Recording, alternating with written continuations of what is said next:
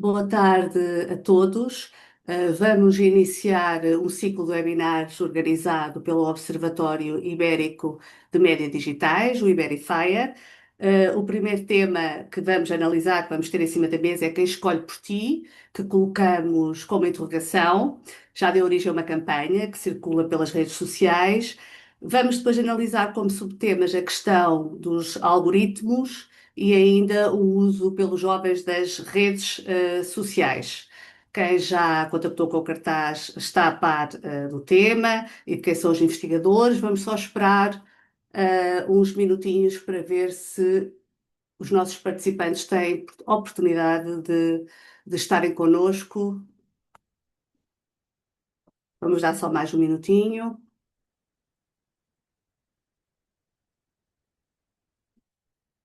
Bem, o objetivo destes webinars que nos propomos fazer a partir daqui, nesta temporada do Iberify, é analisar temas controversos ou que estão a gerar alguma discussão na sociedade. Daí esta primeira entrada num tema que não só conjuga o que é o conteúdo da rede social, como é que ele é produzido e como é que ele nos aparece no feed, mas também um outro tema forte que tem a ver com o uso das redes sociais, que entretanto foi regulamentado de uma forma bastante particular na Austrália, que tem vindo a partir daí a gerar novas interpretações legislativas e novas medidas em curso. Bem, vou apresentar-vos os convidados.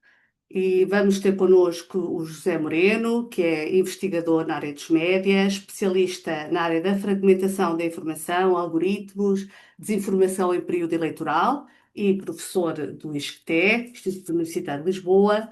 E ainda Miguel Midões, jornalista, investigador igualmente neste campo, especialista em jornalismo de proximidade, média comunitários, literacia digital e professor no Politécnico de Viseu. Eu chamo-me Dina Margato, sou jornalista e também investigadora na área dos média. E esta sessão pretende ser participada, portanto, se quiserem colocar questões, podem o fazer através do chat ou através dos canais pessoais, se o entenderem.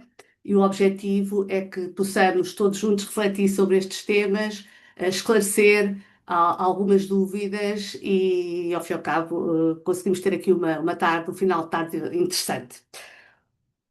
O primeiro tema que vamos ter em análise é algoritmos. E a minha questão começa por incidir na preocupação, ou seja, durante uma fase não falámos muito nos problemas que surgiam associados aos conteúdos que nos surgiam na net, havia um certo fascínio pelas redes sociais. Nos últimos tempos têm surgido várias discussões a propósito dos algoritmos, das suas fórmulas, como é que eles nos são apresentados nas diferentes redes sociais. E a minha primeira questão é: esses conteúdos pioraram em termos de qualidade, esses conteúdos que nos surgem nas redes sociais, ou estamos simplesmente mais despertos para o que está a acontecer com estas fórmulas e para esses problemas? José, podemos começar? Podemos. Obrigado Olá, pelo boa tarde, convite. É José. um gosto estar aqui. Olá. Sim, de facto, há aqui uma diferença grande entre aquilo que nós vemos hoje em dia nas redes sociais, ou a maneira como percepcionamos as redes sociais enquanto elemento positivo ou negativo para a sociedade, em relação ao que existia muito no passado. E, portanto, houve aqui, de certa maneira, há quem fale no efeito pêndulo, por exemplo. É uma imagem muitas vezes utilizada, em que no início das redes sociais tudo parecia uma utopia, que as redes sociais pareciam um elemento democratizador, um elemento de participação das pessoas na vida coletiva, um elemento que ia melhorar as sociedades. Toda a gente acreditava nisto, e a maior parte das pessoas acreditavam nisto, inicialmente, para uma situação exatamente inversa, como se um pêndulo tivesse ido de um lado ao outro. E eu recordo que na primeira fase, até há aqui alguns pontos que são interessantes, alguns marcos que é interessante nós recordarmos nesse processo. Até cerca de 2012, se recordam, a Primavera Árabe foi em 2011, mais ou menos, 2010, 2011. E nessa altura a internet e as redes sociais eram vistas como um elemento democratizador em todo o mundo.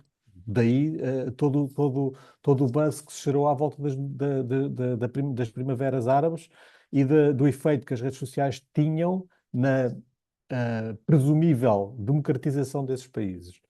Depois, há uns anos mais à frente, se nós nos lembrarmos, houve dois momentos que foram, digamos assim, de charneira no entendimento que nós temos das redes sociais, que foram a eleição do Donald Trump nos Estados Unidos, em 2016, e o Brexit.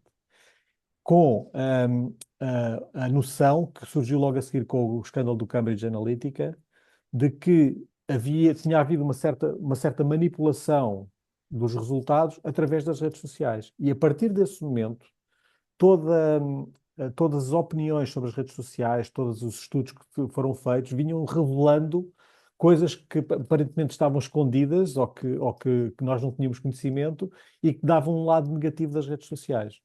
E, portanto, desde aí, só esse tipo digamos assim, de percepção sobre as redes sociais é que veio vingando. O que não quer dizer que não existissem na primeira fase aspectos negativos associados às redes sociais, porque existia, nós é que não os percepcionávamos, e que não existam agora aspectos positivos relacionados com as redes sociais, ou imanentes ou intrínsecos às redes sociais, porque eles também existem. Nós muitas vezes não tomamos conhecimento deles. E, portanto, o que eu acho que deve haver na análise das redes sociais, tal como foi colocada na questão, é algum equilíbrio.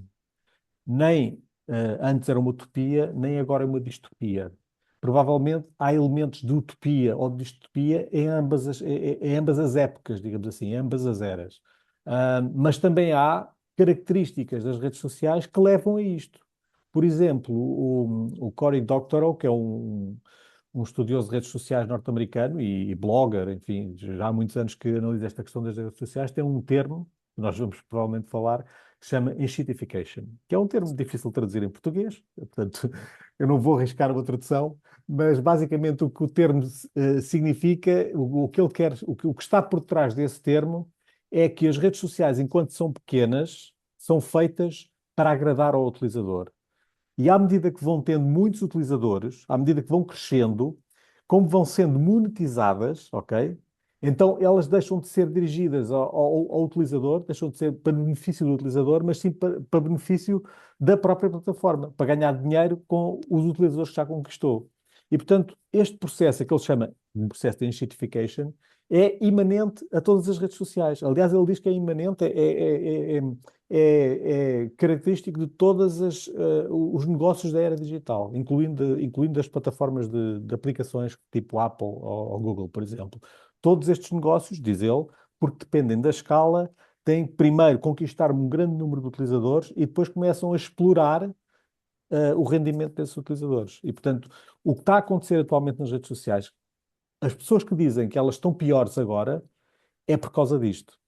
Embora eu continue a dizer que, para além de todas as coisas negativas que aparecem nas redes sociais, a verdade é que também aparecem muitas coisas positivas. E, portanto, nós temos que olhar para os dois lados da balança, não é? Basicamente é isso.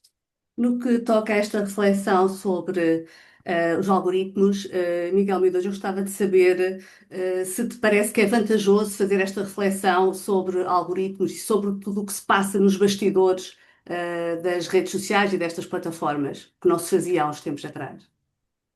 Sim, eu acho que faz todo o sentido debater isso atualmente, não só nas redes sociais, hoje estamos aqui a falar nas redes sociais, mas há pouco fazias a minha apresentação e uma das áreas que investigo bastante é o podcast. E, por exemplo, nós, quando abrimos o Spotify e supostamente estamos a fazer uma escolha e como consumidores é-nos dada a ilusão de que a nossa escolha é enorme, mas é uma escolha extremamente condicionada e é muito condicionada por esses algoritmos que estão por detrás e que nos estão a dar escolhas hipotéticas de um podcast. E é importante, e aqui entra uma questão que eu acho que é fundamental, que é a análise crítica, não é? E quando é que nós vamos ter, e espero que a conversa chegue aí também daqui a pouco, que é quando é que vamos ter cidadãos críticos da informação que estão a consumir, seja onde for, seja nos mídias, seja nas redes sociais. E na realidade era importante que as pessoas construíssem este espírito crítico no sentido de perceberem o que é que estão a consumir.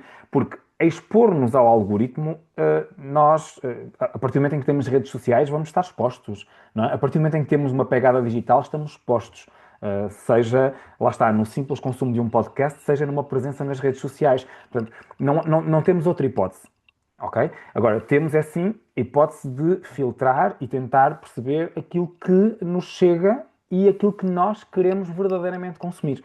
Isto é assim desde sempre. Eu lembro-me de, ainda sentado nas cadeiras de Coimbra a tirar a licenciatura de Comunicação Social, já se debatia muito isto em relação à questão das indústrias culturais, à questão dos livros que estavam na FNAC para nós podermos ler, à questão dos filmes que estavam no cinema, não é? Nós chegamos ali e achamos que aqueles 4 ou 5 filmes eram maravilhosos e era uma escolha muito grande, mas aquilo é uma ínfima parte de 400 ou 500 filmes que saíram naquele ano. Portanto, alguém já fez aquela escolha por nós. Na verdade, aqui essa escolha deixou de ser uma escolha humana, passou a ser uma escolha feita pela máquina, a uma velocidade enorme e gritante. E, portanto, nós tínhamos que ter um espírito crítico ainda mais desenvolvido do que tínhamos nos anos 90, quando eu estava a dar este exemplo de estar sentado nas cadeiras do curso de Comunicação Social. E a questão é que o espírito crítico não se desenvolveu da mesma maneira que se desenvolveu a tecnologia. Muito pelo contrário. O espírito crítico diminuiu. A sociedade está cada vez mais acrítica. Nós temos a sociedade do consumo rápido e imediato, a sociedade que não quer pensar. E, portanto, eu quando abro as redes sociais, eu sou um ser humano e cívico, não é? Que não quer perder tempo a pensar se aquilo é interessante ou não, se há alguém por detrás que me quer passar aquela informação ou fazer uso, não é? Do meu, passa a redundância, não é? Fazer uso do meu uso daquela informação, não é? E eu não quero perceber isso. Deixa-me só, antes de me calar, reforçar aqui que concordo plenamente com o José, aquilo que ele estava a dizer da questão da utopia das redes sociais, quando apareceu, não é? Como grande impulsionador do espírito democrático. Eu lembro-me que em 2009, 2008, 2009, quando estava a tirar o mestrado em Comunicação Política, nós debatíamos muito isto, a questão da forma como as redes sociais iam impulsionar a esfera pública e iam abrir o debate público a toda a gente. E nós víamos isto muito, obviamente, à luz dos teóricos, do Habermas e da Hannah Arendt, tudo bem, mas víamos isto muito pelo espírito cívico, ou melhor, pelo impulso do espírito cívico que as redes sociais poderiam vir a trazer. E eu lembro-me que, nessa altura, nós não víamos o lado negativo. Porque é muito difícil sempre ver o lado negativo antes dele ser factual, não é? Antes dele estar verdadeiramente a acontecer. E as redes sociais não deixaram de ter esse potencial. O problema é todo esse lado negativo que nós não antevíamos na altura, que fosse acontecer e que atualmente está a acontecer. E agora aqui entra a questão da preparação dos cidadãos. Os cidadãos, de facto, têm que ser preparados ou alertados para o facto de as redes sociais estarem inundadas de pessoas com más intenções, porque podemos pôr a coisa assim de forma muito simples, temos muitas pessoas com más intenções a tentar difundir a sua mensagem nas redes sociais. E eu convivo com isso todos os dias, desde os meus filhos, aos meus pais, aos meus alunos. Eu constantemente sou bombardeado com informações em que a primeira pergunta que eu faço é: de onde é que isso veio? Qual é que é a fonte?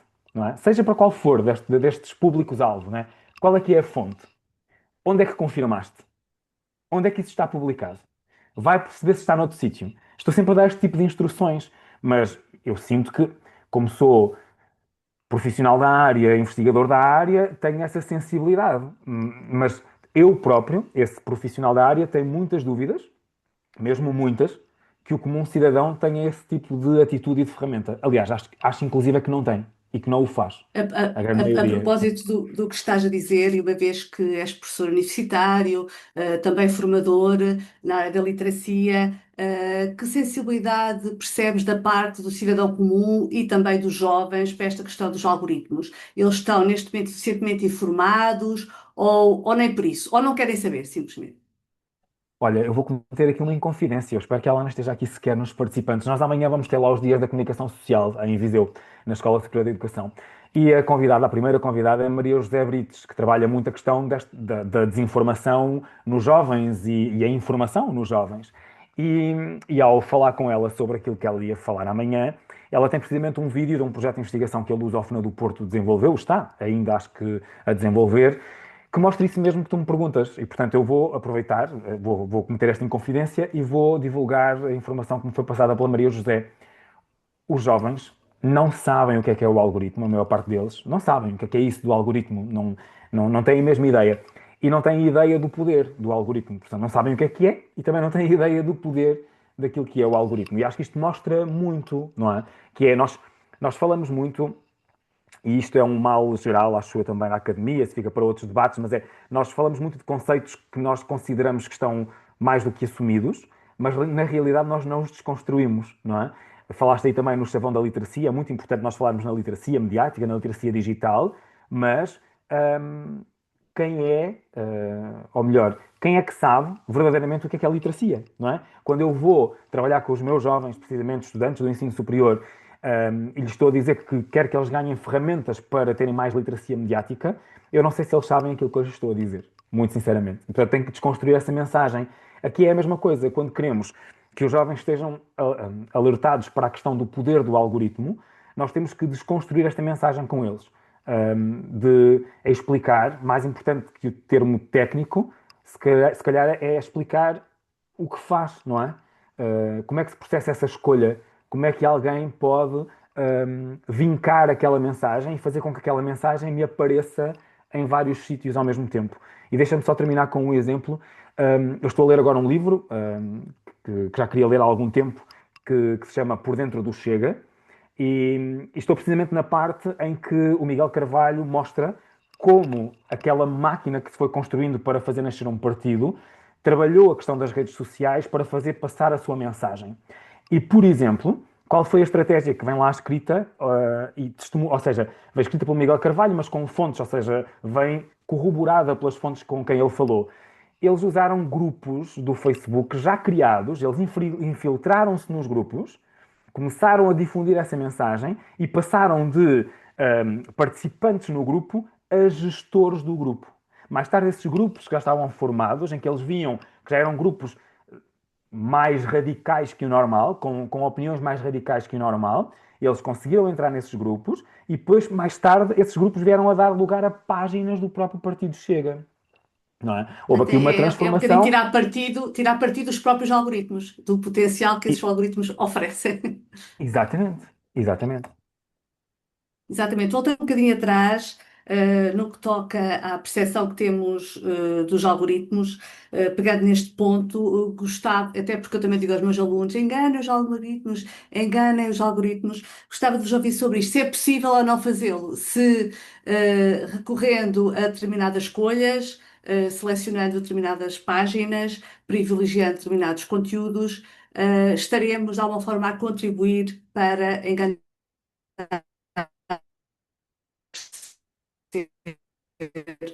esse resultado. José, Sim, eu não ouvi, houve uma explica-nos quebrazinha, lá mas esta parte. houve uma quebrazinha, mas acho que consegui perceber a pergunta. Eu acho que os algoritmos são uma coisa bastante complexa, aliás, corroboro inteiramente aquilo que o Miguel estava a dizer. Os algoritmos são obscuros para a maior parte das pessoas e para os jovens também. Não só porque eles, em particular os jovens, não estão muito interessados em saber como é que eles funcionam, mas também porque eles são bastante opacos. Ou seja, há essa combinação dos dois fatores. Não só eles não querem saber, como eles são opacos e difíceis de conhecer.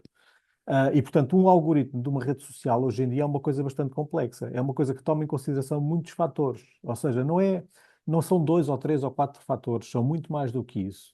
E, portanto, o facto de ser uma coisa bastante complexa leva a que não haja uma resposta simples para essa questão: conseguimos ou não conseguimos enganar o algoritmo.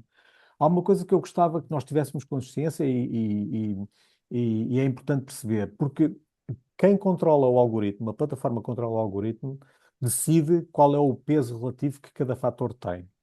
Mas são os cliques das pessoas que que revestem esse fator. Ou seja, se uma rede social, uma plataforma de rede social decide que um like vale mais do que uma partilha, por exemplo, na verdade isso só vai ter efeito no algoritmo se as pessoas fizerem mais likes e menos partilhas. Ou seja, são os cliques das pessoas que informam, de certa maneira, aquilo que vai ser o resultado que é devolvido pelo algoritmo.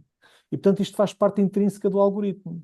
E, portanto, há aqui duas maneiras, diria eu não diria de enganar o algoritmo, mas sim de ajustar o algoritmo àquilo que nós queremos que o algoritmo nos forneça. A primeira é controlarmos, enquanto utilizadores, aquilo que são as páginas que seguimos, as contas que seguimos, os likes que fazemos, as partilhas que fazemos e o tempo que permanecemos em cada conteúdo. Se nós sistematicamente nos agarramos a conteúdos negativos ou conteúdos até que, em alguns casos, que nos irritam, não é? Mas como nos irritam, nós ficamos agarrados a esses conteúdos.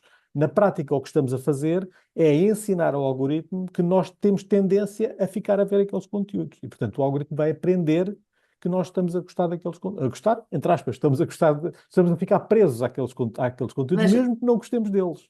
José, mas na base está sempre uma plataforma a comandar preferências, ou seja, essa plataforma vai privilegiar o que é mais disruptivo, agressivo, que provoca reação, porque tem interesse nisso. Estou a fazer uma boa interpretação. Mais ou menos. Eu diria que é o facto das pessoas permanecerem mais tempo, clicarem mais, prestarem mais atenção àquilo que é disruptivo, que faz com que isso seja disruptivo. Porque isto é um bocadinho, é muitas vezes dada aquela imagem do acidente de automóvel.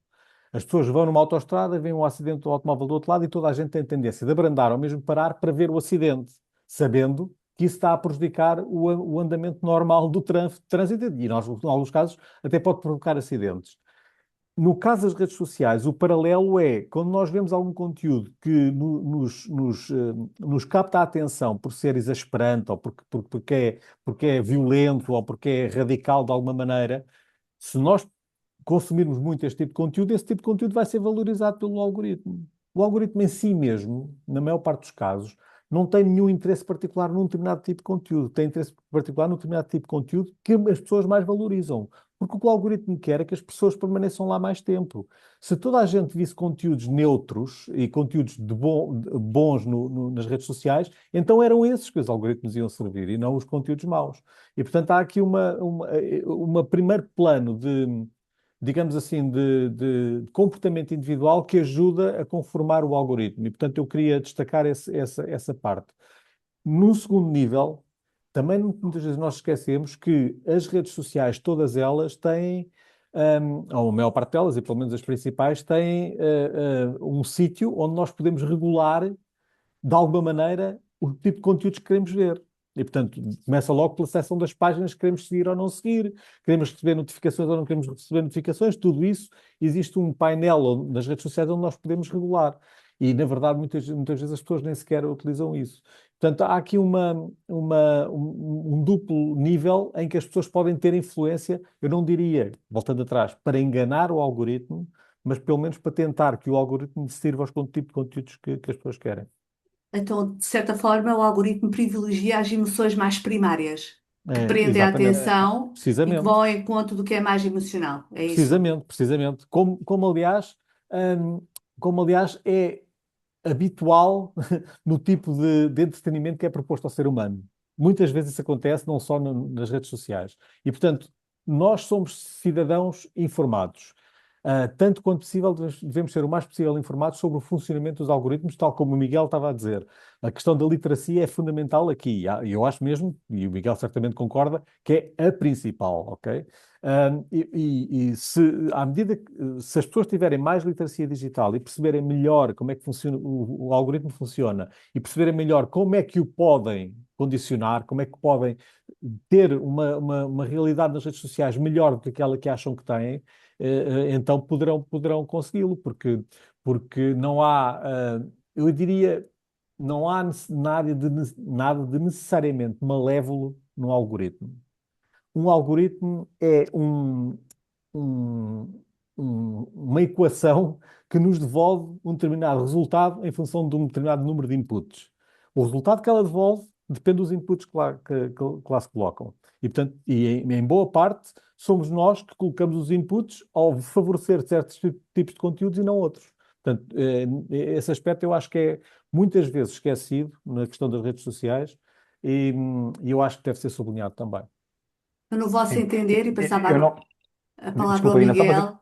é isso, Sim, diz, só para diz, dizer Miguel, que diz, diz, não podia completa. estar mais de acordo e acho mesmo até inclusive que aquelas estratégias que qualquer um de nós usa no sentido de, lá está, imagina, há um amigo nosso que partilha connosco um link, eu já sei qual é que é o teor do link que ele me vai enviar e não vou abrir porque depois a seguir já sei que vou receber outro reel ou outro feed ou outra story com aquele teor e eu não quero, ou publicações como já vi mais no âmbito da política, a evitar o nome do André Ventura para depois não estarmos a ser inundados com coisas, por exemplo, ligadas, lá está, ao radicalismo e à extrema-direita, mas isto são questões de maquilhagem e não passa disso, não é? São coisas muito que de facto nós podemos continuar a fazer, não há mal nenhum nisso, mas o problema, eu acho que o problema é mesmo, é estrutural, vem de dentro, vem da sociedade. E isto faz-me lembrar, e é importante falarmos, e eu estava a ouvir o José, e estava mesmo a gostar muito do que ele estava a dizer, e estava-me a lembrar, e não quero, obviamente, dar aqui uma aula de jornalismo e de valores notícia, mas faz lembrar o fenómeno CMTV, não é? Que toda a gente diz que os jornalistas só fazem coisas negativas, os jornalistas só ligam a crimes, os jornalistas só querem coisas controversas, mas na realidade, depois se fizermos uma viagem no país de norte a sul, não há nenhum jornalista, nem nenhuma redação que obrigue os cafés e os restaurantes deste país a colocar aquilo na CMTV. E as pessoas colocam. Porquê? Porque desde muito cedo, e agora isto vindo aqui atrás aos critérios de noticiabilidade e aos valores de notícia, que na prática, para quem está aqui a ouvir-nos que não é da área, são os critérios que os jornalistas têm, que são dezenas de critérios que seguem para transformar um acontecimento numa notícia, porque nem todos podem ser notícia, e na verdade está lá de facto o critério das bad news are good news, não é? As más notícias são boas notícias, o negativo é notícia, porque por norma foge à norma, foge ao padrão, não é? Desvia-se do padrão. A realidade é que quando colocamos as pessoas perante notícias positivas e perante notícias negativas, a sociedade quer ver as notícias negativas. A sociedade quer aquilo. E, portanto, é um bocado isto que agora depois acontece nas redes sociais. Porque eu, na realidade, sociedade, ok? Na realidade, critico a informação pouco positiva que me chega pelas redes sociais, mas eu exponho-me a essa informação pouco positiva. Há aqui um contrassenso, não é? Uhum. Acaba por haver um contrassenso muito grande, porque, ou uma hipocrisia, nós estamos a criticar uma determinada situação, mas depois nós expomos-nos a essa situação. E gostamos de receber informação acerca disso. Há pouco falava o José muito bem, numa questão tua, sobre a questão das emoções primárias. As fake news, elas adotam, não é? Elas vão buscar, precisamente, os assuntos que mexem com as nossas emoções primárias. Os principais polos da desinformação é tudo o que mexe com a nossa segurança, por exemplo. Portanto, as polícias, não é? São muitas vezes alvo de desinformação, ou a falta de segurança, porque nós precisamos de segurança, não é? Portanto, tudo o que está ali na base da pirâmide, enquanto necessidades básicas, é aquilo que a desinformação vai aproveitar para trazer. Na realidade, quando somos expostos a este tipo de informação, não tendo aquele espírito crítico que eu falava há pouco, é muito fácil que eu me deixe levar por este tipo de informação. Porque mexe com as minhas necessidades básicas, as emoções, a segurança, a proteção, e portanto, eu vou-me expor àquilo. Se me exponho àquilo, lá está. Eu e mais 300 mil milhões, o algoritmo vai-me dar aquilo, não é? Já para não fazermos a ponta aqui agora com a inteligência artificial, que nós estamos, hoje não é sobre isso que estamos a falar, mas é a mesma coisa. Quem é que está a alimentar a inteligência artificial, não é? E, portanto, temos, obviamente, depois resultados que são enviesados pela alimentação, por quem está a alimentar a inteligência artificial, não é? Então, acabamos por concluir que as nossas escolhas definem e que essas escolhas, ao basearem-se em emoções mais primárias, não será o termo mais exato, mas pronto, para percebermos o que está em causa, acabarão por definir um certo tipo de feed. Sim, mas eu Eh, acho que é mais até a escolha coletiva, percebes? Acho que há um peso grande de uma escolha coletiva. Eu posso fazer maquilhagem ao nível da minha escolha pessoal, mas a escolha coletiva, enquanto sociedade, hum, impacta mais o algoritmo do que a minha escolha pessoal. E acho que a mudança tinha que ser sempre em escala, não é? E essa mudança em escala é que é muito dura e difícil de acontecer. Portanto, e este tópico leva-nos para a terceira questão, que é o que fazer, o que é que se pode fazer para que alguns conteúdos não ganhem a amplitude que têm, ou se é legítimo fazê-lo, como encarar a regulamentação de alguns conteúdos que circulam. Eu acho que, José. sim, pegando exatamente na questão que o Miguel acabou de falar, de facto, os nossos comportamentos individuais têm alguma influência, mas são meramente cosméticos, são uma pequena coisa, não é? Os comportamentos coletivos, o nosso comportamento coletivo enquanto sociedade face às redes sociais, esse sim é que teria que mudar significativamente. Isso é um desafio grande. Qual é que é o intuito da regulação? É precisamente atacar esse desafio. Ou seja, uma regulação como o Digital Services Act, o DSA, Regulamento dos Uhum. Serviços Digitais, o que pretende precisamente é uma abordagem para atacar esse problema. Como? Que em vez de nós proibirmos as redes sociais de fazerem isto ou aquilo, ou obrigarmos a fazer isto ou aquilo, o que nós fazemos é uma abordagem às redes sociais responsabilizando-as pelo seu ecossistema informativo, por aquilo que circula dentro da sua rede social. E, portanto, o que o DSA tentou fazer e está a tentar fazer junto às redes sociais é obrigá-las a fazer uma regulação dentro da sua rede social, não impondo nenhuma proibição específica, não diz vocês não podem pôr conteúdos desinformativos, por exemplo, não diz lá isso. O que diz é que têm que garantir que não há conteúdos que estão, por exemplo, a prejudicar eleições. E depois tem um sistema de auditoria para verificar se aquilo está a ser bem feito ou não.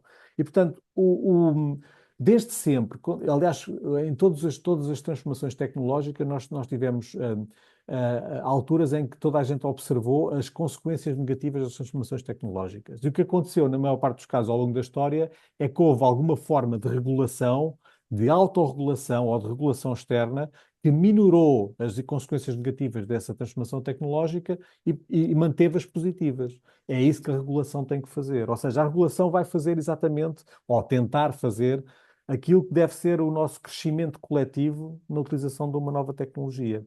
E o Regulamento dos Serviços Digitais pretende fazer é exatamente isso. Agora, se vai conseguir ou não, essa é uma outra questão que é bastante vasta. Claro. Aliás, eu sublinho que nós estamos, obviamente não vamos falar de inteligência artificial, que já o Miguel já tocou e é um tema que aparece sempre, naturalmente, mas nós estamos também com um problema de regulação da inteligência artificial. Igual, porque o tipo de conteúdos que neste momento estão a ser fornecidos às redes sociais, ninguém sabe muito bem quais são, nem como é que são, nem em qual rede, à inteligência artificial, eu queria dizer, não sabemos quais conteúdos é que estão a ser servidos há várias inteligências artificiais, nem qual é que está a recolher quais conteúdos. E, portanto, ficamos sem saber qual é que é confiável ou não é confiável, exatamente porque não percebemos quais são os conteúdos que estão a ser utilizados para treinar essas inteligências artificiais. E, portanto, aí coloca-se exatamente o mesmo problema de regulação. E, portanto, o que eu acho é que, neste aspecto das redes sociais, como noutros, as redes sociais são um fenómeno suficientemente complexo para não terem apenas uma única explicação.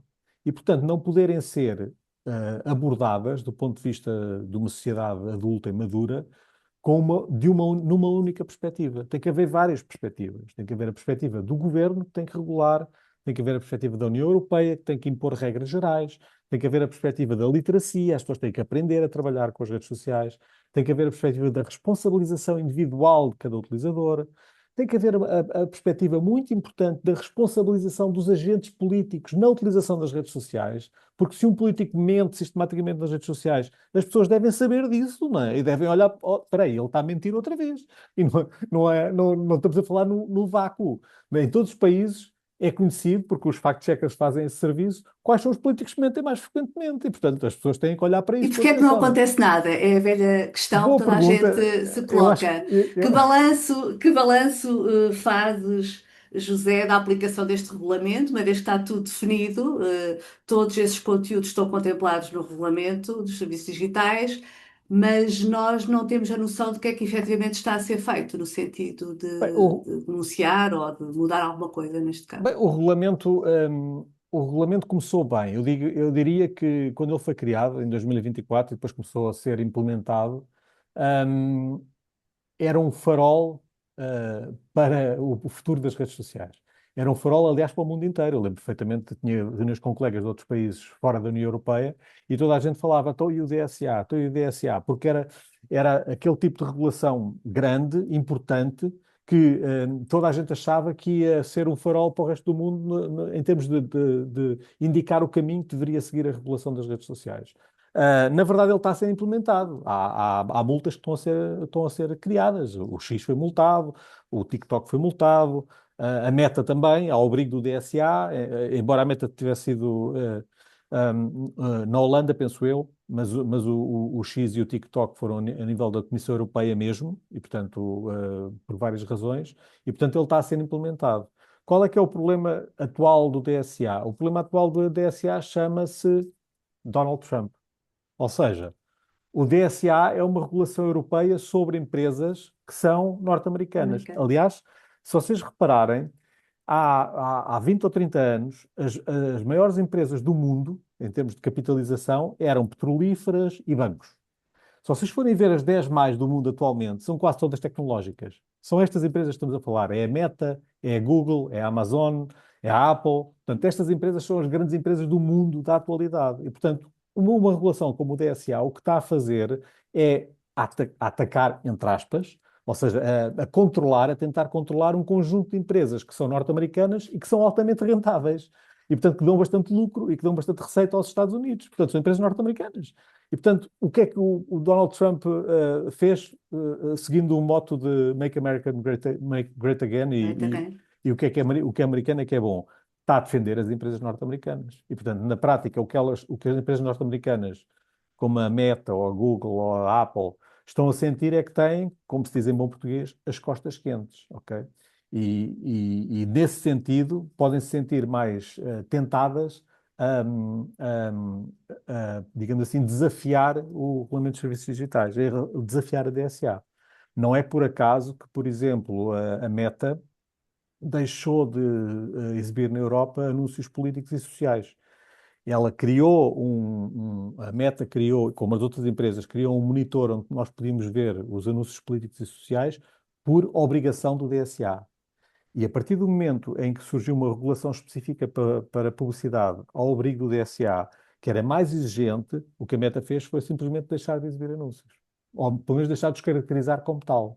E, portanto, ou seja, eles estão sempre permanentemente a tentar corresponder à regulação até ao ponto em que eles acharem que podem deixar de corresponder. E nesse ponto, eles vão deixar de corresponder.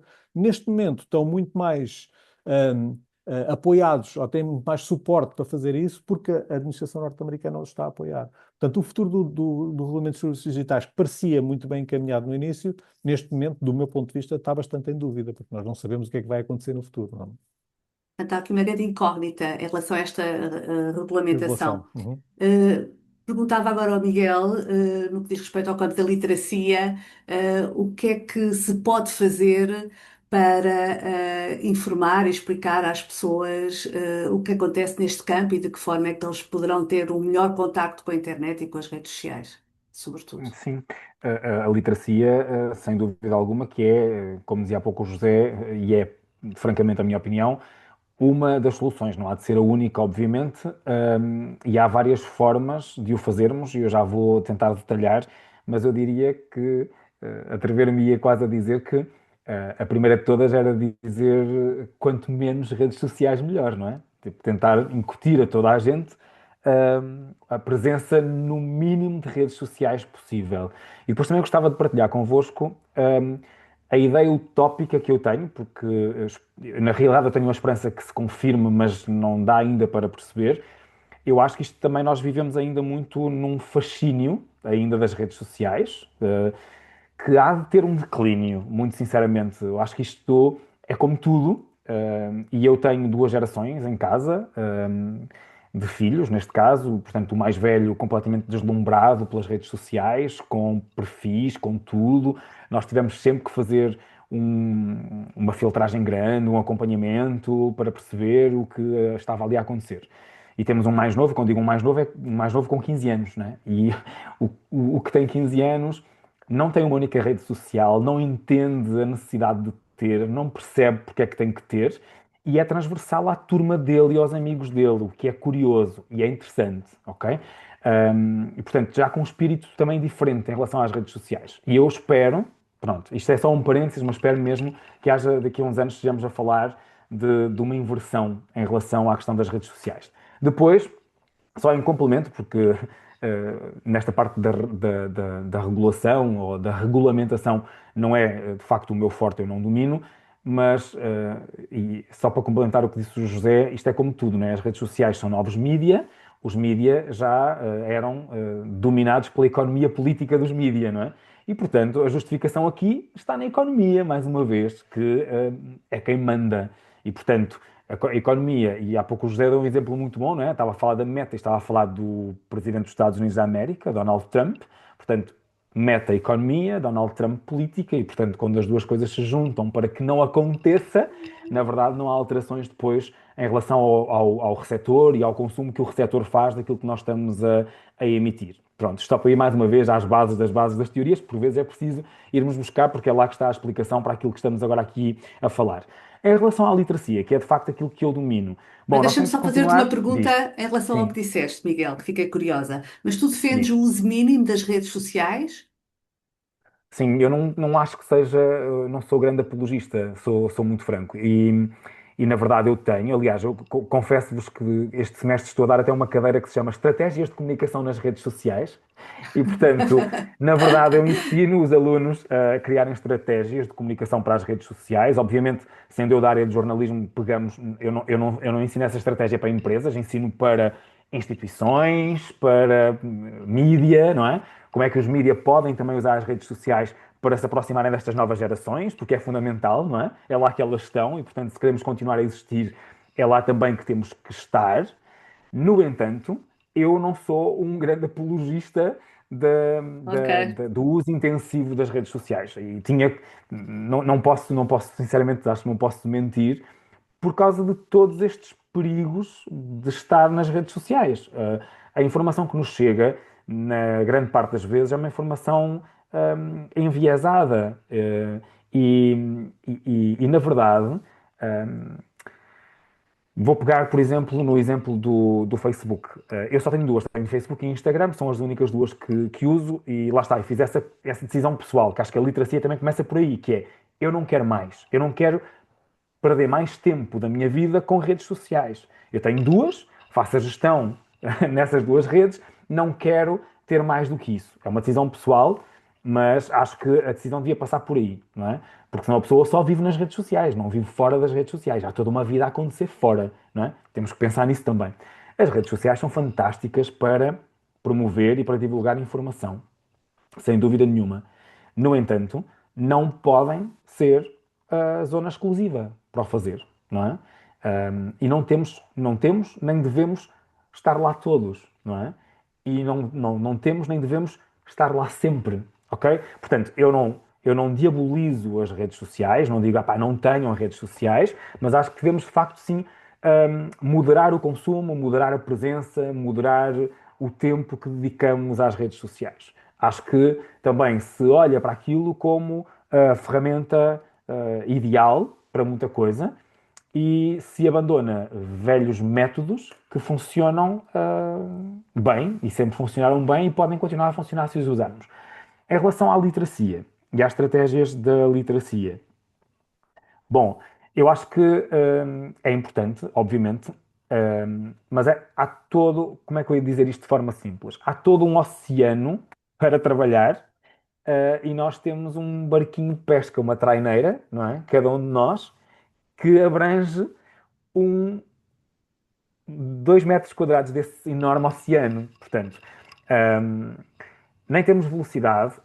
Para vocês terem uma ideia, não sei se quem nos ouve tem essa ideia, mas nós temos se calhar bem perto de uma dezena de projetos em Portugal que trabalham a literacia, ok?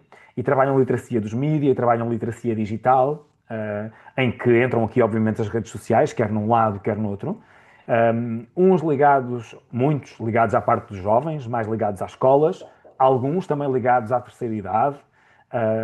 E, portanto, esses projetos têm estratégias, não é?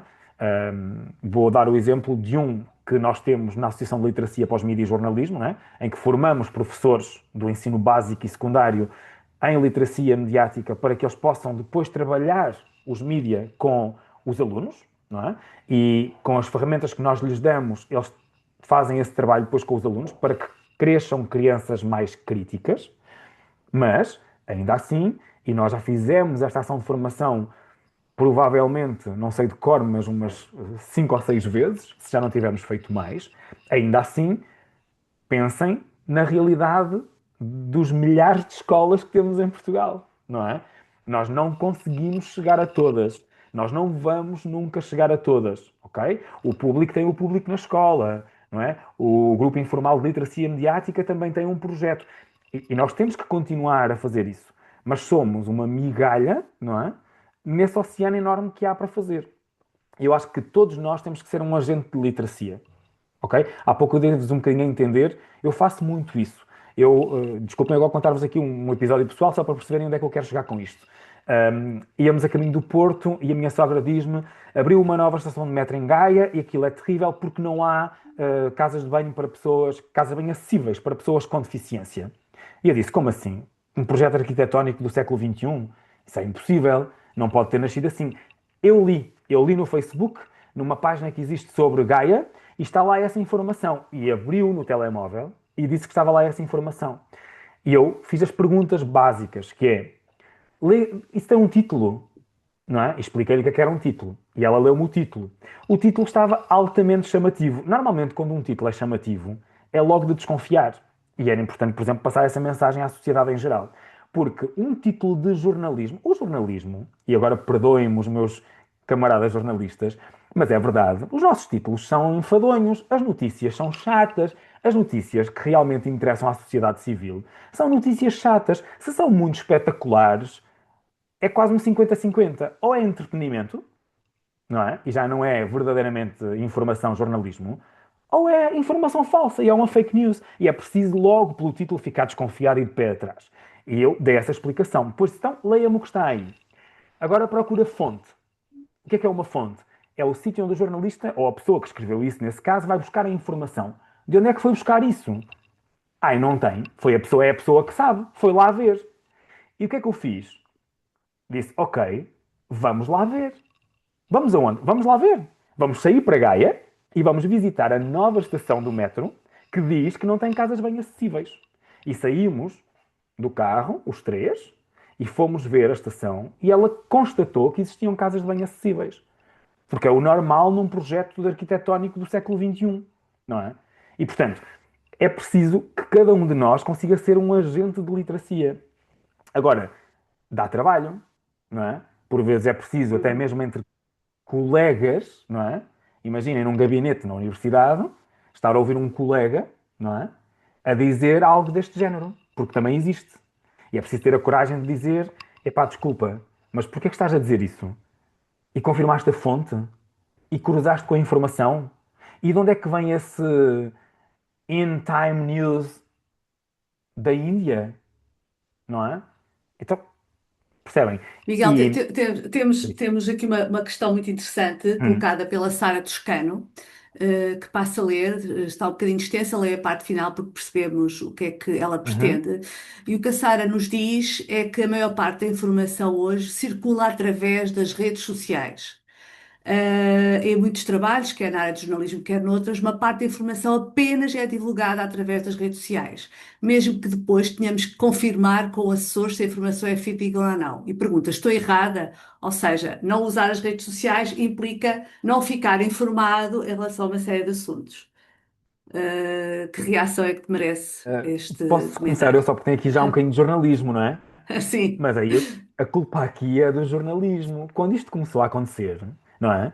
Quando nós começámos a ir às redes sociais buscar a declaração que o senhor Ministro da Economia deu para a rede social, nós começámos a remeter-nos, nós começámos a abandonar o nosso papel, não é? E, portanto, na realidade eu entendo a Sara, hoje em dia tem que ser, porque se não for, nós não temos acesso de outra maneira.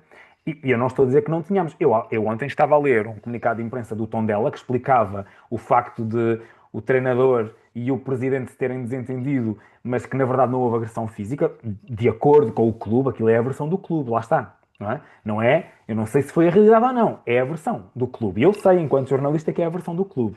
Portanto, e é esse ensinamento que temos que dar à sociedade. Eu também fui ver o comunicado que ele estava, ele apareceu-me no meu zapping nas redes sociais, não é? E portanto o algoritmo deu-me o comunicado de imprensa. Eu tinha ouvido falar no assunto e abri o post para ler o comunicado de imprensa. Obviamente que sim, porque agora o mal está feito, não é? Nós temos o Primeiro-Ministro a dar declarações para as redes sociais, ou melhor, a meter uma mensagem nas redes sociais. Mas é uma mensagem. Lá está, eu corrigi o termo de propósito. Ele não deu declarações. Ele dá declarações aos jornalistas.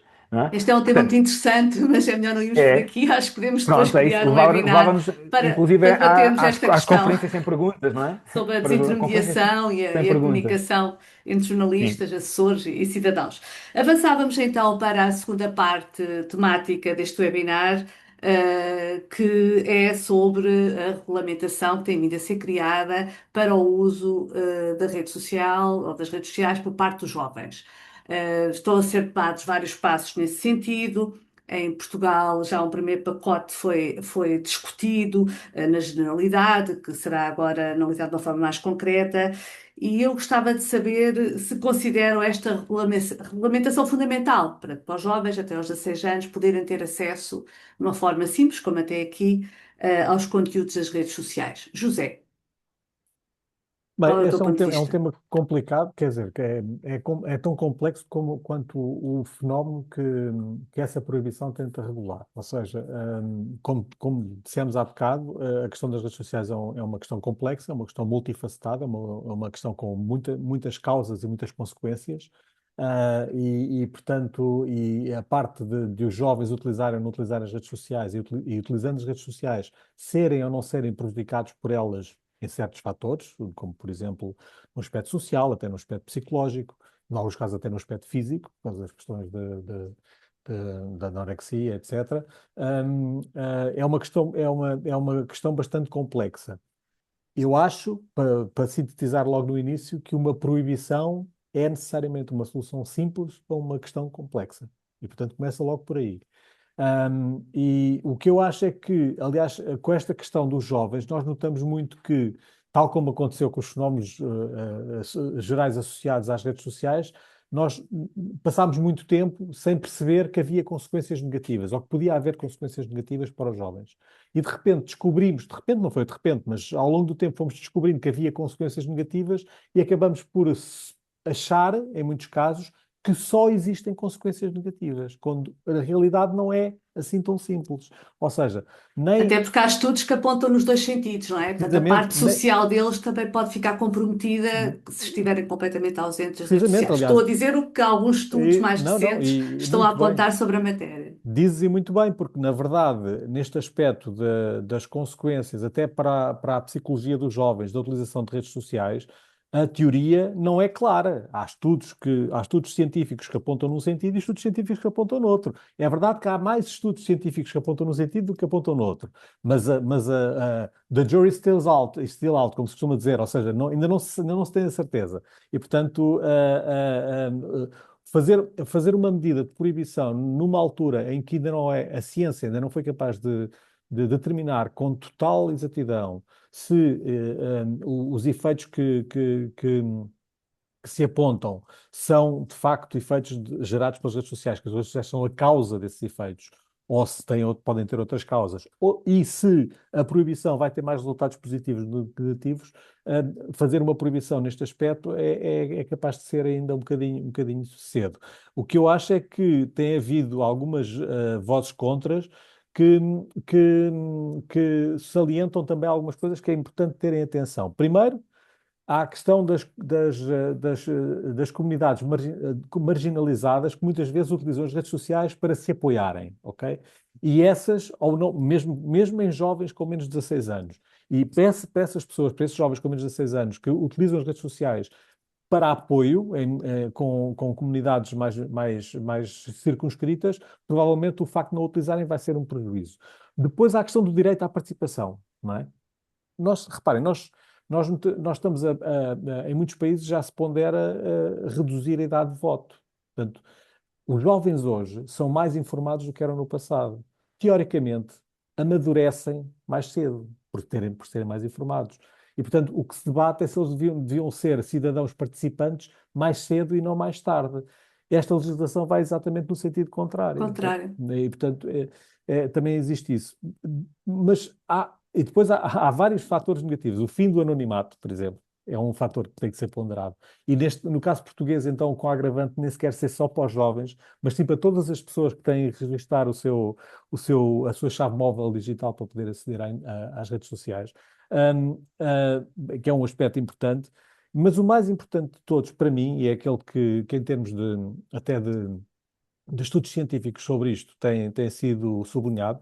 Por exemplo, a Sonia Livingstone, que é estudiosa desta área, tem falado sobre isso, que é a questão da autonomia progressiva, ou seja, dos jovens aprenderem a lidar com uma tecnologia que vão ter que usar a partir dos 16 anos. Então, se vão ter que usar a partir dos 16 anos, proibi-los de a usar até aos 16 anos, vai melhorar a sua capacidade para a utilizarem depois dos 16 anos?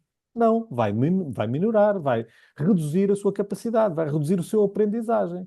E, portanto, o que a Solly Livingstone advoga, como outros advogam, é que esta aprendizagem deve ser progressiva e não repentina. E, portanto, ou seja, o que é preciso é que os jovens possam usar redes sociais, mas possam ser ajudados a usar redes sociais, que os pais ajudem, que as escolas ajudem, que os professores ajudem, que os programas de literacia digital ajudem. Portanto, e nada disto, nada disto acontece se houver uma proibição. Pura e simplesmente impede os jovens de tomarem conhecimento com esta tecnologia e, mais importante, o que vai fazer, como todas as proibições, é afastá-los para sítios que são menos controlados, para dark web, para sítios que nós controlamos menos, que nós conhecemos menos. Desse ponto de vista, penso eu, parece-me, eu percebo muito bem as consequências negativas que certos influenciadores do Instagram podem ter em determinadas jovens, por exemplo. Isso é um fenómeno conhecido, aliás, foi um fenómeno que a Frances Haugen, da Meta, denunciou, aliás, com estudos internos da Meta, na altura, quando ela fez aquela divulgação. Uhum. Uma das coisas que foi mais saliente foi que havia estudos internos da própria Meta que indicavam que eles sabiam que a utilização intensiva de Instagram provocava anorexia em jovens do sexo feminino. E, portanto, esconderam esse facto para poderem continuar a fazer dinheiro, ok? E, portanto, esse tipo de consequências, nós não podemos achar que elas não existem. Elas existem e são importantes, ok? O que eu acho é que a proibição não vai necessariamente resolver esses problemas e vai criar um conjunto de outros Outros problemas. problemas. Miguel, achas oportuna esta regulamentação ou partilhas da posição do José Maria? Eu partilho completamente. Eu estava aqui a tirar notas para perceber se acrescentava alguma coisa, mas o José já foi, no fim, àquilo que eu queria acrescentar, porque ele falou na autonomia progressiva, que é cunhada e bem pela Sonia Livingstone, mas eu acrescentava-lhe autonomia progressiva e guiada, não é? Porque, na verdade, eu também considero que o fruto proibido é o mais apetecido e, portanto, se vamos proibir, obviamente que vamos estar quase que a incentivar, não é? Ao crime, a que, não é? O jovem possa vir de uma forma alternativa, não é? Já que não pode fazê-lo de forma natural. Então, eu acho que, de facto, deve ser progressivo e deve ser acompanhado na escola. Claro que eu acho que deve haver regulamentação das redes sociais e, e não sei, tenho muita dificuldade. Isto é um assunto que também confesso que não parei muito para pensar sobre ele. Não sei se não terá É que muito começar novo, com não é? É alguma. muito novo para Exato. todos. Não sei se não terá que começar com alguma proibição numa determinada faixa etária, não é? Precoce, muito cedo, não sei se terá. Mas acho que ali na adolescência não vamos proibir os adolescentes, não é? Que estão a entrar nas redes sociais e permitam-me o parênteses, elas já dizem que só podem entrar a partir dos 13. Mas os Exato. pais são os primeiros a chegar à rede social dos filhos e a colocarem lá a data deles, de nascimento, para que os filhos possam, ou a inventar uma data. Eu vi isto acontecer com os pais com amigos dos meus filhos, não é? Com os pais a fazerem isto. Portanto, tem que começar em casa, não é? E este, Mas este consideras que acompanhamento, esta esta hipótese anomia. de... Sim, sim, desculpa, desculpa. Esta autonomia guiada deve ser em casa e deve ser na escola. E aqui entra mais uma vez a questão da literacia. Nós sabemos que em Portugal existe uma disciplina com uma carga horária pequena, tudo bem, mas existe, que é a disciplina de cidadania, e nós temos no pacote dos temas que são estudados nessa disciplina de cidadania a questão dos mídia e das redes sociais, onde estão incluídas as redes sociais. Elas estão dentro da questão dos mídia.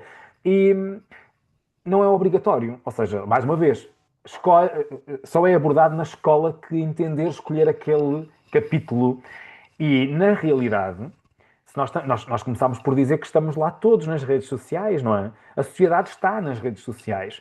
E, portanto, se todos estamos lá, também tem que começar a ser ali, naquele sítio, na escola, naquela disciplina, em que as crianças têm que ser alertadas para este tipo de perigos, para este tipo de conteúdos enviesados, não é? E que são feitos para consumos impulsivos, porque na verdade estamos aqui a falar, isto, e nós estamos a ver isto muito na ótica, e bem, não é? Na nossa ótica da comunicação. Mas podíamos puxar para aqui a questão do comportamento do consumidor, porque na verdade nós estamos a consumir coisas, não é? E nós também consumimos por impulso. Eu, quando vou ao supermercado, faço um esforço por não comprar coisas que me estão a tentar enfiar pelos olhos dentro. E aqui é um bocado a mesma coisa. Eu tenho que ter uma postura, uma atitude perante as redes sociais, com a noção de que estão a colocar ali coisas para que eu tenha um consumo imediato. Conforme eu compro o pacote de bolachas, há uma estratégia de marketing para eu comprar aquele pacote de bolachas que eu não preciso de nada, não é, dele. Nas redes sociais é a mesma coisa. Há uma estratégia para que eu consuma aquela informação que eu não preciso. Na realidade, eu não preciso daquela informação, não é? Até porque muitas Miguel, vezes mas no depois que toca é à idade falsa. Sim. precisamente, e uma vez que estas medidas estão a apontar para os 16 anos, portanto, Hum. aumentar a idade em que é permitida esse acesso sem qualquer registro paternal ou aprovação paternal, Hum. digamos assim, Eu o que é entendo, que eu entendo parece? e Achas que o 16 faz a parece-me. diferença ou estamos a criar aqui um falso O problema problema? é esse. Eu acho que os 16 faz a diferença em termos de maturidade, não é? Uma criança, um jovem de 13 não é um jovem de 16. Com 16 tem mais maturidade.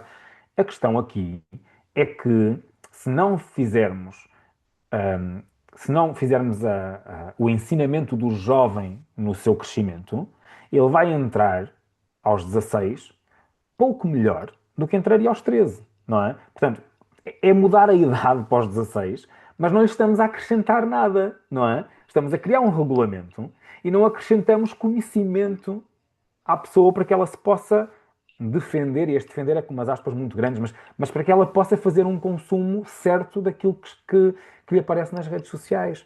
E acho que o principal problema é este, não é a questão da idade, se calhar, por isso é que eu digo, eu tendo a concordar com os 16, porque é melhor do que os 13 em termos de maturidade. Mas na realidade, todos nós sabemos, enquanto cidadãos, que há crianças com 13 anos muito mais maduras do que adultos com 20. Então, não é? Não é uma questão de idade. Não é, não é? Porque há muitos Até adultos. porque essa questão também se coloca muito junto dos sénior, não é? Cada vez mais nos Exato, percebemos exato, não é? que muitas pessoas séniores também passam muitas horas diante das redes sociais. Portanto, concordas com a afirmação do José Moreno que é uma solução simples para um problema muito complicado e que é preciso apostar mais na literacia. É isso? Completamente, completamente, sim. Temos aqui uma questão colocada pela Carolina Oliveira, que é mais sobre o jornalismo. É interessante que sejam questões colocadas sobre o jornalismo, o papel do jornalismo. E a Carolina pergunta se como é que o jornalismo rigoroso pode então manter a sua relevância?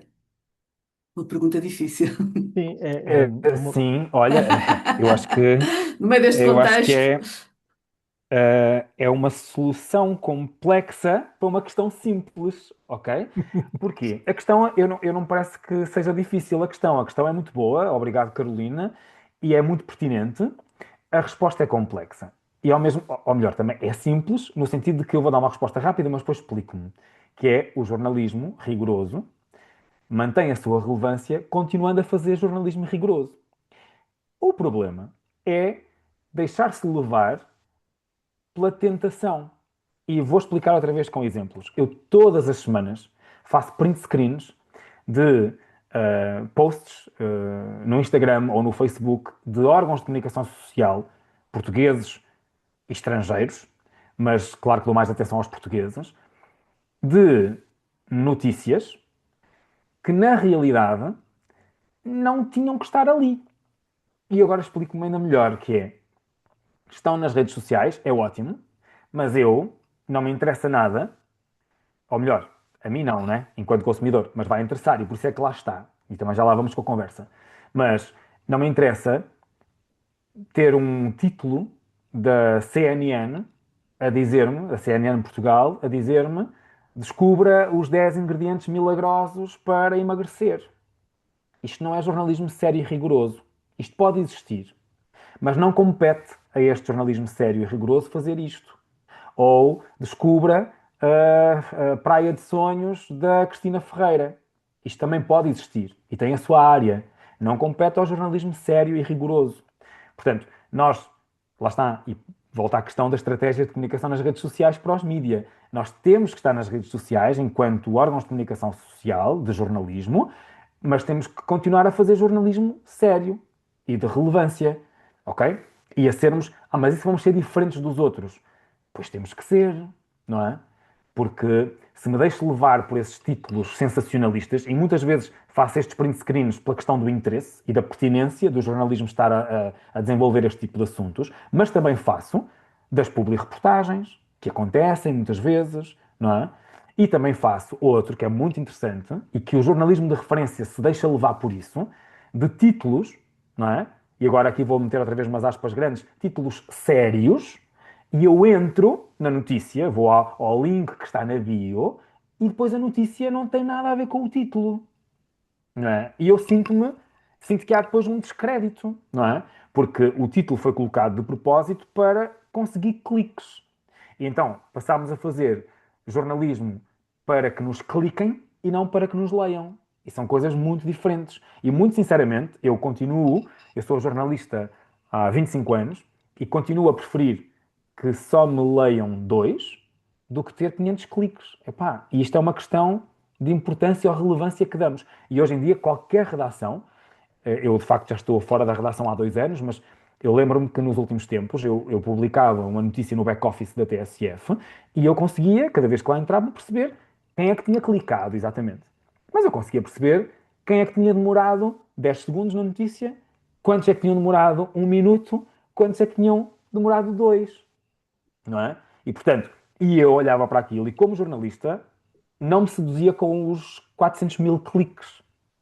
Era mais importante perceber que havia 1.200 pessoas que tinham demorado 3 minutos a ler a minha notícia. Aquelas leram a minha notícia. Então eu tenho que trabalhar para aqueles 3.000, não é? E, portanto, o jornalismo, ao mesmo tempo, eu acho que está seduzido com esta escala gigantesca das redes sociais, com esta coisa dos cliques, e, na realidade, não estamos a fazer jornalismo, não é? Estamos a fazer uma outra coisa qualquer, que ainda há de vir alguém chamar-lhe um nome, mas que não é jornalismo, não é? Não, fazer jornalismo é para as pessoas que nos leem, que nos ouvem. Depois aqui há o debate de e quantos é que nos querem ler e ouvir? Se calhar são cada vez menos. São, mas isso é outra coisa que tem que ser discutida. Porque não me vale de nada ter as notícias nas redes sociais e ter muitos cliques se ninguém leu as minhas notícias e não confere credibilidade ao meu órgão de comunicação social, não é? E não segue o meu órgão porque eu lhe estou a dar informação fidedigna, imparcial, não é? Interessante. Porque uma coisa, e calme já, é o interesse público. Outra coisa é o interesse do público, não é? E, na verdade, nós deixamos-nos seduzir pelo interesse do público e esquecemos do interesse público. No jornalismo, em concreto, atenção. Não sei se queres acrescentar, José, Sim, eu alguma também acho, informação como, aqui. como o Miguel, também acho a questão muito interessante, e tem diretamente a ver com os algoritmos, porque de certa maneira, são os algoritmos exatamente que determinam isso pela questão de utilizarem, sobretudo, conteúdos emocionais ou favorecerem conteúdos emocionais e conteúdos chamativos de alguma maneira. Nós temos, por acaso, temos feito análise de redes sociais em várias eleições ao longo dos últimos anos, no ISCTE, e uma coisa que se nota perfeitamente quando se analisa Facebook, Instagram, TikTok, X, ao longo de uma campanha eleitoral e até antes e depois da campanha eleitoral, o que se nota perfeitamente é que há duas observações interessantes. Uma é que digamos assim, por exemplo, os partidos tradicionais, ok, de centro, moderados, têm muito mais dificuldade em ter alcance nas redes sociais do que os partidos de extrema direita e de extrema esquerda. Porque utilizam conteúdos que são mais. A maneira de comunicar é muito mais emocional e o tipo de conteúdos que utilizam são muito mais polarizadores. E como são polarizadores, compõem uns contra os outros, como se acontece, por exemplo, nos debates de futebol, nos debates televisivos, estamos sempre a tentar pôr uns contra os outros, porque é isso que vende. E é isso que vende também nas redes sociais. E, portanto, essa polarização faz com que os partidos moderados tenham sistematicamente menos alcance, menos interações, menos likes nas redes sociais do que os partidos não moderados, dos partidos extremos. E isso acontece também com os mídia. Ou seja, os mídias tradicionais que têm que manter um respeito pela deontologia, têm que manter um certo critério noticioso, um certo cuidado com os seus títulos, e, portanto, aparecem nas redes sociais, quando aparecem respeitando esses princípios, às vezes não respeitam esses princípios, mas isso são exceções, é outra questão. É Mas outra quando, questão. é outra questão. Quando respeitam esses princípios, estão necessariamente, por causa do funcionamento dos algoritmos, em pé de desigualdade em relação a outras entidades que existem nas redes sociais que também dão informação, não necessariamente notícias, mas que é polarizadora, que é emocional, que é chamativa. Por exemplo, os influenciadores. Os influenciadores em Portugal, como noutros mercados, têm sistematicamente mais alcance nas redes sociais do que os meios de comunicação social tradicionais. E, portanto, isso é um problema. Então, Como mas é que será que o jornalismo não se adaptou às redes sociais, a estes novos De formatos? certa maneira, o que acontece, do meu ponto de vista, é que nem se adaptou, nem se pode adaptar, porque a adaptação que nós estamos a pensar quando pensamos em adaptação é fazer os tais títulos chamativos, é fazer a tal informação polarizadora que um meio de comunicação social não pode nem deve fazer. Tal como um partido moderado tem que ser moderado, não pode ser extremos. Porque a sua função é ser moderado, a sua função é apelar a um conjunto de eleitorado que é central. Portanto, o que está aqui em causa é o algoritmo favorecer conteúdos que são polarizadores. E este é que é o problema. E é com esta, digamos assim, com um campo assim inclinado que os mídias têm que lidar. Por isso é que eles muitas vezes recorrem a estratégias que são criticáveis, tal como o Miguel estava a dizer. Tentar encontrar o tipo de conteúdos que não são aqueles que se deviam estar a dar para poder aparecer ou fazer um título mais clickbait, para utilizar o termo que se costuma utilizar, para conseguir vingar nas redes sociais. Isso é um erro, porque pode resultar a curto prazo, mas a médio e longo prazo o que está a fazer é deteriorar a imagem e a credibilidade do meio de comunicação social. Mas eu sublinho que é um desafio complicado para os meios de comunicação social. Não é fácil gerir isto. Até porque eles têm que manter o respeito pela deontologia, têm que manter o respeito pelo seu processo produtivo até, e, portanto, há um conjunto de limitações que eles têm que não podem fazer isto. O que é que está aqui em causa? É o facto, por um lado, de os algoritmos favorecerem isto, e, por outro lado, não haver uma regulação que faça... Reparem, um algoritmo numa rede social, a plataforma que gera a rede social determinou que aquele algoritmo vai favorecer os conteúdos que têm mais interações, por exemplo. E esta é uma decisão da plataforma, como poderia ser tomada uma outra decisão qualquer, como, por exemplo, o algoritmo vai favorecer os meios de comunicação social registados. Isto podia ser uma, uma, E também uma- houve políticas diferentes, ao que sei, para valorizar ou não as notícias nos precisamente feeds das o próprias próprio, redes sociais. o E, próprio portanto, o Meta, Facebook já mostrou mais exatamente. notícias, ocultou durante um período e agora voltou de novo a mostrar outra vez mais peças oriundas dos meios de comunicação social. Até aí o algoritmo tem um papel relevante. Precisamente, e podia ter ainda mais, é isso que eu estou a dizer, ou seja, tem esse peso e poderia ter ainda mais, porque na verdade os meios de comunicação social, em muitos países, são registados, e são registados exatamente porque têm que respeitar um conjunto de regras. Ora, se eles são registados e têm que respeitar um conjunto de regras, se calhar podiam, do ponto de vista das plataformas, esse registro ou esse conjunto de regras que eles têm que respeitar, ser aproveitado para maximizar a sua presença nas redes em vez de menorizar a sua presença nas redes. Porque atualmente o que está a acontecer é que o jornalismo sério está prejudicado nas redes sociais em relação a todo o outro conteúdo que circula nas redes, exatamente porque tem que ser sério. E aquilo que é sério, aparentemente não vinga nas redes. Mas eu sublinho, não vinga nas redes, mais uma vez, porque, na maior parte dos casos, não tem os cliques que devia ter. Temos aqui uma questão do João Henrique, de um outro participante, e tem a ver com os algoritmos. Pergunta ao João, se silenciosamente os algoritmos não estão a escolher por nós e a modificar a nossa forma de pensar sem nos apercebermos. É uma boa Então, questão. Não sei, Gostei do silenciosamente, não é? Porque acontece de uma forma oculta, uma manipulação, há uma, do há nosso um- pensamento, sim. há uma autora chamada Shoshana Zuboff, que tem um livro muito conhecido que fala exatamente sobre isso, e que o que ela diz é que não só os algoritmos já são tão sofisticados, não só sabem o que é que nós gostamos, como são manipulados de maneira a que nós gostemos de coisas que eles querem que nós gostemos. Ok? É exatamente isso que o João estava a dizer. E, portanto, há essa ideia de que os algoritmos já tão sofisticados que conseguem não só prever aquilo que nós vamos gostar, mas também levar-nos a gostar de determinadas coisas. Enquanto observador dos algoritmos, eu aceito a primeira, tenho dificuldade a aceitar a segunda. Ou seja, eu percebo que um algoritmo, o que faz, da maneira tanto quanto os conseguimos estudar até o momento, porque eles são, como eu já disse, caixas negras e entidades opacas, mas aquilo que nós conseguimos perceber dos algoritmos é que eles são muito bons, ou melhor, têm capacidade para manipular muitos indicadores, muitos sinais, que depois transformam numa seleção de conteúdos que nos dão. E, portanto, na verdade, eles são mais eficientes a preparar os conteúdos que nós queremos ver do que nós próprios. Ou seja, Como se soubessem mais sobre nós próprios do que nós é próprios. isso que se diz muitas vezes, sabem mais sobre Sim, nós uma próprios frase do que feita. nós próprios. Porque quando nós, hoje em dia, todas as redes sociais, aliás, isso é uma imposição do DSA, existe um feed cronológico e um feed algorítmico. E os estudos que têm sido feitos sobre as duas coisas, as pessoas, quando se pergunta inicialmente às pessoas se elas preferem o feed algorítmico ou o feed cronológico invertido, as pessoas dizem sempre que preferem o feed cronológico invertido. Mas em termos de utilização, aquele em que as pessoas passam mais tempo na rede e consomem mais informação numa rede social, ou mais conteúdo numa rede social, é o do feed algorítmico, não é o feed cronológico. O que significa que votam com os pés, ou neste caso votam com os olhos, não é? Com os olhos decidem qual é que para si de facto é mais relevante. Olha, traz conteúdos que para si são mais interessantes. E é o feed algorítmico.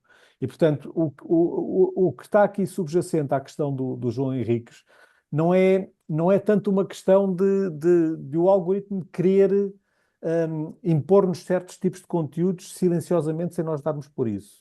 O algoritmo o que quer é que nós permanecemos na rede social o maior tempo possível.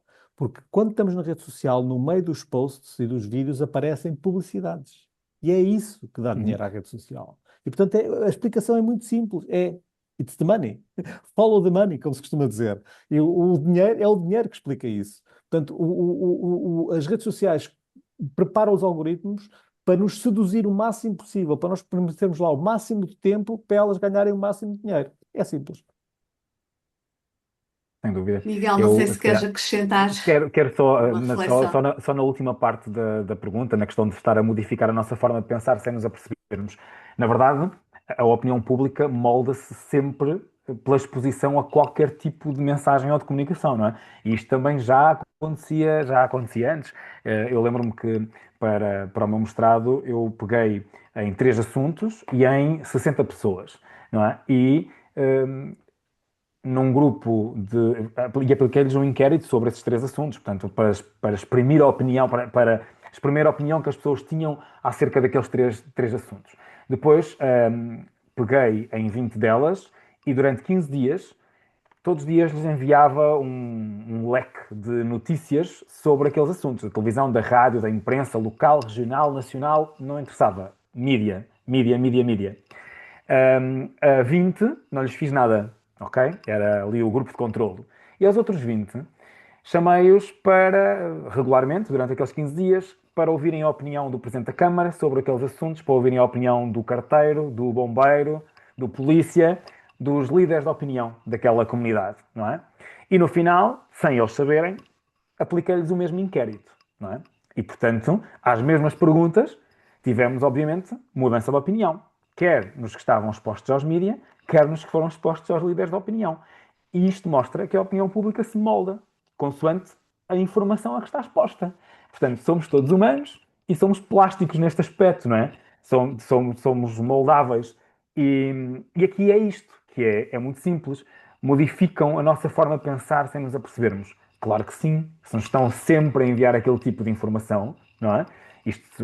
O José já deu a explicação técnica e muito bem. Portanto, se eu estou exposto àquilo, eu vou moldar a minha opinião porque estou exposto àquela informação.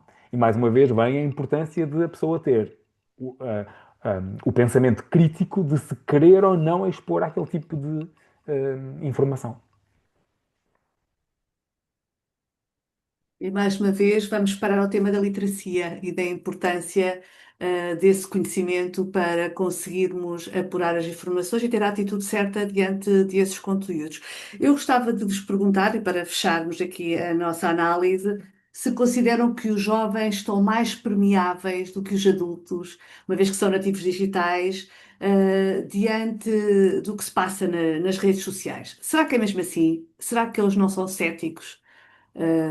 Será que são tão assimiladores de informação quanto isso? Qual é a vossa percepção e entendimento sobre a questão, uma vez que também contactam regularmente com jovens? Bem, eu acho que nós temos uma posição um bocadinho paternalista, em relação aos jovens e em relação aos idosos. Nós achamos normalmente, neste tipo de discussões, que os jovens estão mais expostos e que os idosos estão mais expostos. E muitas vezes isso até esconde uma certa, o facto de nós próprios também estarmos expostos, a nossa geração, ou seja, a nossa geração não é nativa digital, não é? A maior parte das pessoas que estamos aqui, não sei das pessoas que nos estão a ouvir quais são as idades, mas das pessoas que estamos aqui, não somos nativos digitais, ok? Eu pelo menos não sou.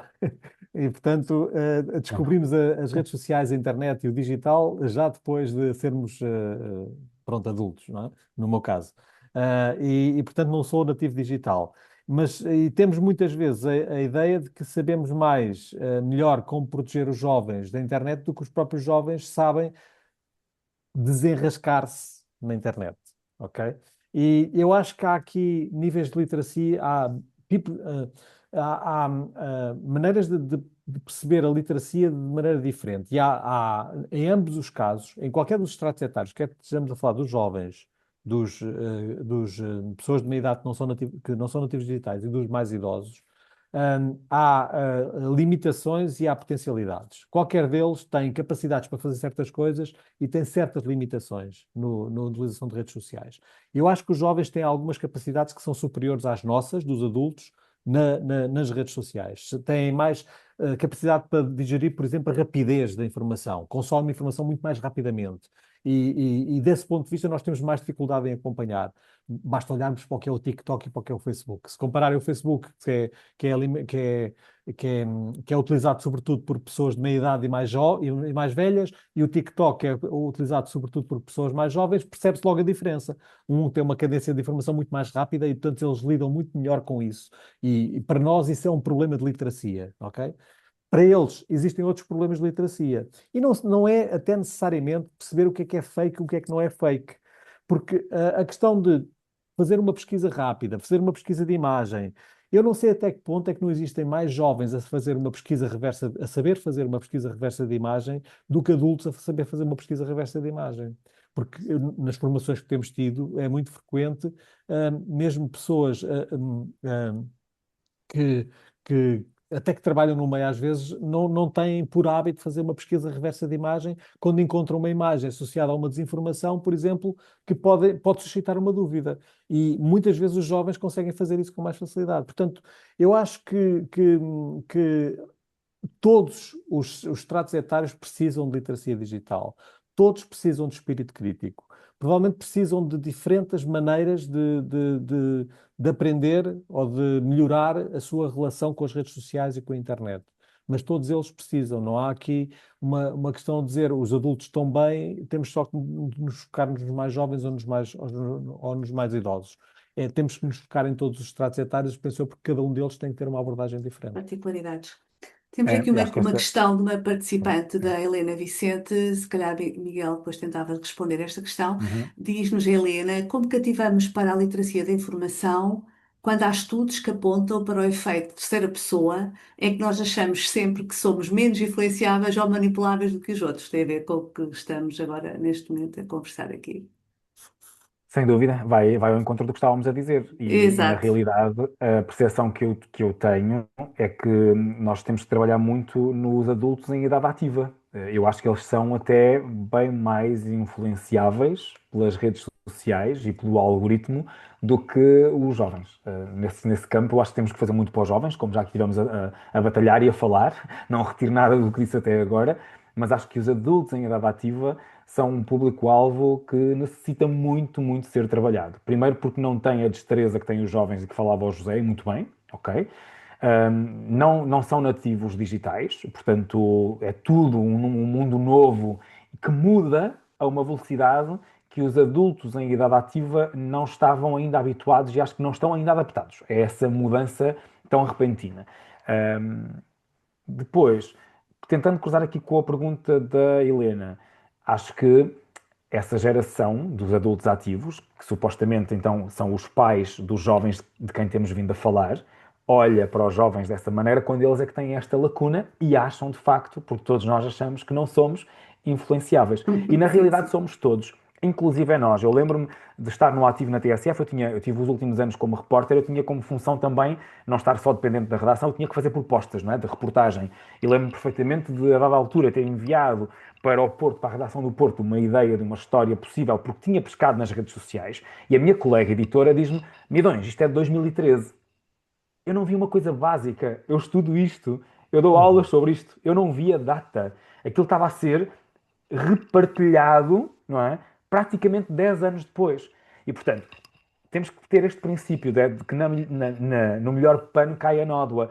Nós temos em Viseu temos uma disciplina que se chama Audiências e Literacia Mediática. Mal parecia, não é? Porque nós investigamos isso, mas começou como uma disciplina, uma cadeira opcional.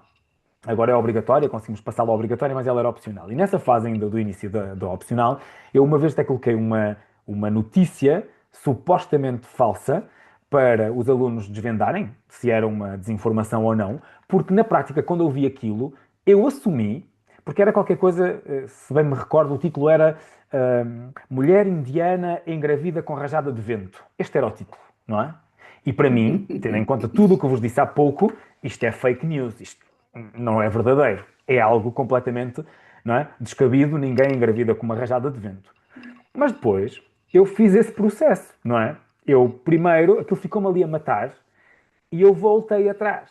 Porque aquilo falava num jornal que era o Times Local India, uma coisa assim. E eu fui ao Google e coloquei e o jornal existia. E eu disse, bem, o jornal existe. Então fui para o arquivo do jornal procurar a peça original, não é? E na peça original temos o médico da clínica de uma comunidade remota da Índia a dizer que de facto a senhora tinha entrado na clínica em trabalho de parto e na realidade a senhora diz que se baixou em casa e que veio uma rajada de vento e foi quando ela teve as dores do parto. E ela não sabia que estava grávida.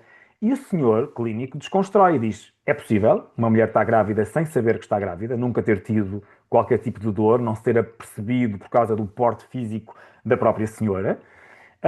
Segundo, é uma comunidade rural, muito pobre, muito pouco instruída, e aquela senhora não tem ferramentas cognitivas para perceber que não podia ter engravidado com uma rajada de vento, mas estava de facto grávida.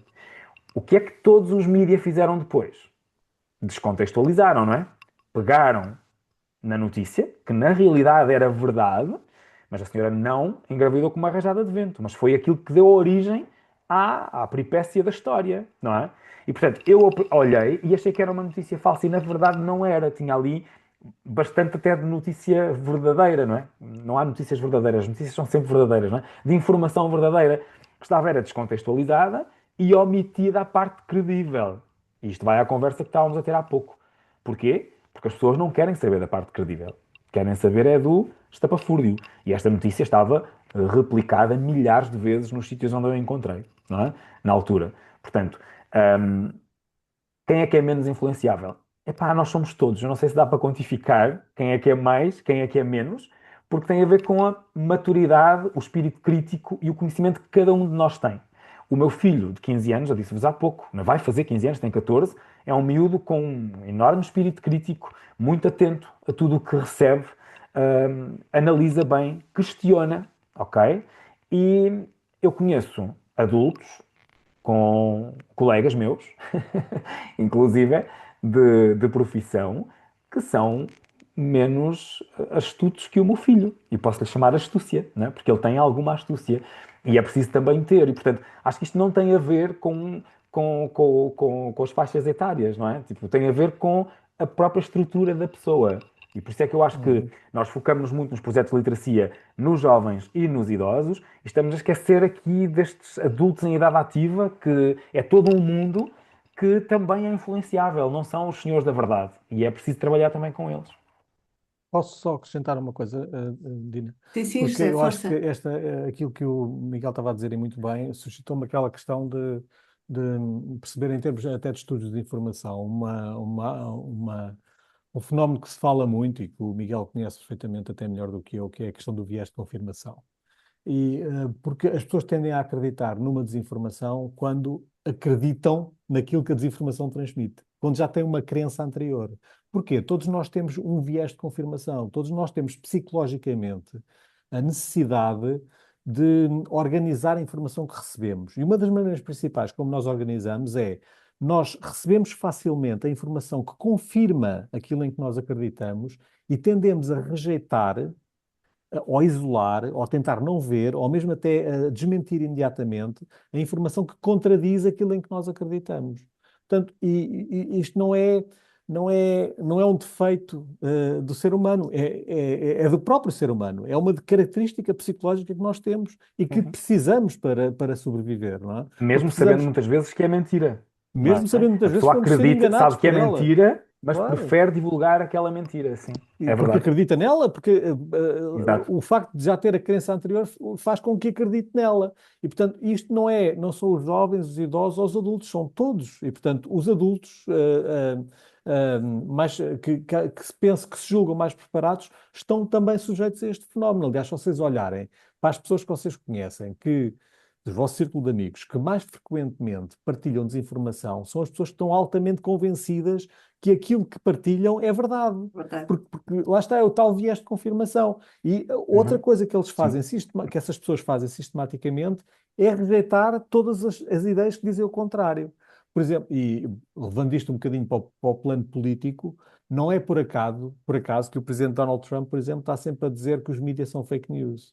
O que ele está a fazer é exatamente a suscitar na sua audiência para que acredite nele e não naqueles que negam aquilo que ele diz. Porque o que os mídias fazem habitualmente é negar aquilo que ele diz. Ora, e o que ele pretende é que as pessoas que o seguem, e portanto a sua audiência, os seus públicos, que quando encontram um mídia que está a negar aquilo que ele diz, dizer que os mídias são fake news. Atenção, que isto já acontece em Portugal, ok? Não é incomum nós encontrarmos uma notícia que desmente uma posição de um partido político ou a dizer que é uma fake news que o partido político fez e nós vamos ver os comentários e as pessoas sistematicamente dizem a fake news é o mídia que está a fazer isto. Ou o polígrafo é que é fake news. Então, isso é uma coisa que é dito muitas vezes. E, portanto, ah, exatamente por trás desta opinião das pessoas está o tal viés de confirmação. As pessoas aceitam facilmente e partilham e fazem ok, e fazem like e comentam coisas que vão ao encontro das suas crenças e rejeitam todas aquelas que vão contra as suas crenças. E isto não depende de idade, é para toda a gente. E criam as bolhas. Nós aqui não falamos nas bolhas, Está não as é? Em que bolhas. as pessoas Uhum. vivem, mas são as bolhas depois da informação em que as pessoas vivem. Bem, podemos deduzir desta sessão, em primeiro lugar, que os temas são muito complexos e que haveria muito mais a dizer sobre cada um deles, e ainda que a literacia é o caminho, sendo que não há uma literacia, haverá literacias e teremos que ver qual é a melhor forma de adequar a literacia a cada grupo e a cada pessoa em particular para que ela surta efeito. Gostava de agradecer a todos pela presença, aos participantes, aos que colocaram questões. Vamos continuar em breve com outros temas a analisar aqui no ciclo webinars do Iberifier. E uma boa noite para todos. Espero que tenhamos contribuído para esclarecer um bocadinho estes assuntos e tornado a vossa tarde um bocadinho mais interessante. Obrigada a todos. Obrigado, boa noite. Obrigada, boa noite. Obrigado, boa noite. Obrigada.